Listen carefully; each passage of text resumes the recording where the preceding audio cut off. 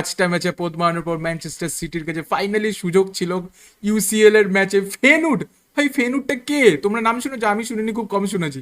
সেই টিমটার এগেনস্টে খেলে নিজের ফ্যান্সদের এটা বোঝানো যে ভাই আমরা কামব্যাক করে নিয়েছি, ভাই আমরা কামব্যাক করে নিয়েছি। তিনটে গোল স্কোর করার পরেও হাফ টাইমের পর লাস্টের 15 মিনিটে ভাই তিনটে গোল কনসিড করে যাওয়া। ভাই ম্যান সিটি, ভাই ম্যান সিটি, পেপ গুয়ার্ডিওলার সময় ঘনিয়ে এসছে গাইজ। টাকলা নিজেকে নড়ছে, নখ দিয়ে নাক ফাঁক ফাটিয়ে দিচ্ছে নিজেরই দিয়ে, বলছে আমি নিজেকে কিছু করে দেবো। ভাই খুব খারাপ সময় চলছে ম্যানচেস্টার সিটি। ভাই এই যে প্লেয়ারগুলোকে দেখছো, ওদেরকে তুমি কাউকে চেনো? আমি তো খালি দুজনের নাম শুনেছি, টিম্বার আর হ্যাঙ্কো, আর কাউকে চিনি না। আর এই দিকে টিমটা দেখো, অ্যাজ সুপিরিয়ার অ্যাজ দ্যাট।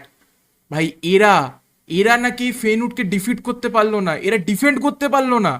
যে টিমের গুয়ার্ডিওল, আকানজি, রিকো লুইস, আনবিলিভেবল ভাই।